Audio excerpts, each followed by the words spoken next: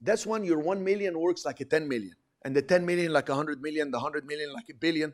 But then when you go from 100 to a billion, let me tell you, you become obsessed.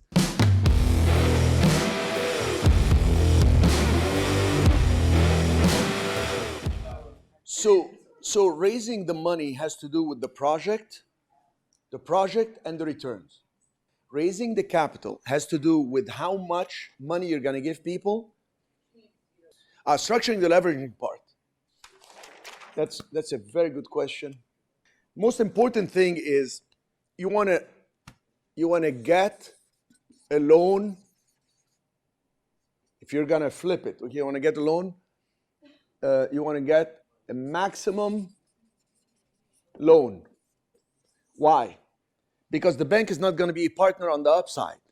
And even if they're getting a fixed rate, they're going to cost you less than what's called investors in the fund. The investors are going to cost you 6%, 8%, maybe 10%, 12%. And we heard all the way up to like 20-some%, right? 26%. But the bank is going to cost me maybe 5%, 5.5% now. Heck, even if you get hard money today is like,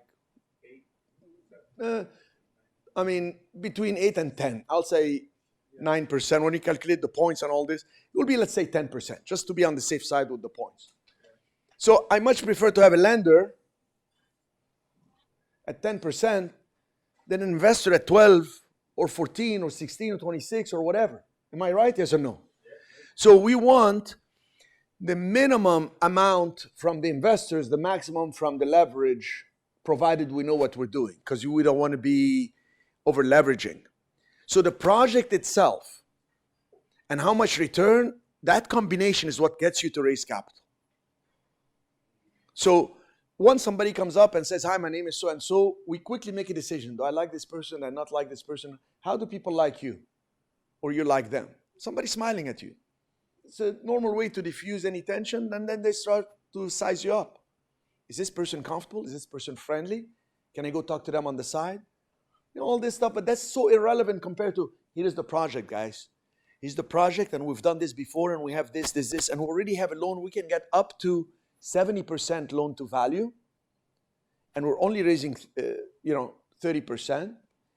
Maybe we'll also say something like, we already raised so much, or we're putting so much of our own money, we just need the difference. Are you with me?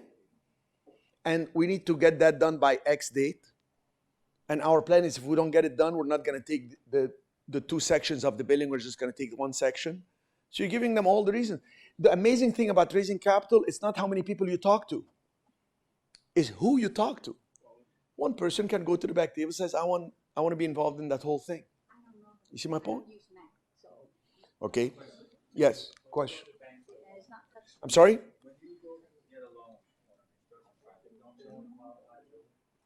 When you go get a loan for a construction building, they want to qualify the building? They want to qualify the building, the construction, the bids, the everything. Yes. And then they don't give you the whole money. They give it to you phase 1. They come inspect phase 2, phase 3. And then they may tell you, like, by the time you're done, you only have so many months to refinance for a permanent loan. And we don't want to do the permanent loan. You got to get it with somebody else. So try to negotiate it going in. I really think you should consider getting, if you want to do that deal for real, don't talk to HSBC. They're too conservative. Talk to a local bank in Livermore or a credit union or something like this. They'll probably be more apt to give you the loan and put their name. This deal is financed by Livermore Bank or something. You know what I mean? But this is a great project. And then even if some people don't get with you, know who came to listen. So when you're done, you go back to everybody, including those who didn't invest, and tell them, let me show you what happened. And sorry, those of you who missed out on this. Right? Without like rubbing it in too much. So when it comes to construction, you don't want all the money up front. You want them to tell you, we're going to give you, so Anna, Jay, we're going to give you $2 million, let's say the bank says, or 2.3. And you just need $1 million from cash down payment. You can put it, somebody else can put it. And we're going to give you phase 1, you do it, show them it's done, and then they're issued 200,000. Phase 2, so you're going to raise, maybe you need $1 million, but you're going to have to raise $1 million too, because it's the first phase, so they can refund you. Are you with me on this? So as they issue the money, that's when you pay more interest on that amount. And the beauty of something like this is, I'm going to tell you something extremely profitable.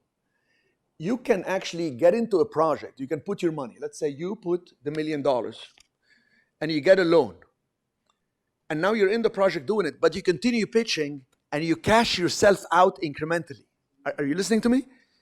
I've done it many times. To get a good deal, I had to move in all cash. That 101 Maple, I made the decision in a couple hours. First Republic, I said, can you wire the money now? They said, yeah, well, you called before noon. It will be in their bank account by 2 p.m. That locked in the deal, cut out all my competition. And then later on, I went and I got a loan to cash out some money, and then I got a construction loan, then they didn't want to do this. But at least I got it. And you can buy this, get it in, start it, and raise capital to cash yourself out with then a little bit of built-in profit and go to another one as you build this one. That's when your 1 million works like a 10 million. And the 10 million like 100 million, the 100 million like a billion. But then when you go from 100 to a billion, let me tell you, you become obsessed. And that's when you're not going to be smiling as often, because there is a reverse energy with money, right? You got to stay at cause. And that's when you need people around you that fend you off. I call them terminals. So the communication terminates before it comes to me. So I can be free here standing in front of you without having to worry about, I need to answer this, I need to go outside because they're going to, I got people in here. My CFO sitting there. He's whipping out stuff right there. And Sebastian knows things are happening. We talked to the bank at 7 p.m. He's calling us from his home. We knew he needed some things last minute. It's handled without drama. You got it?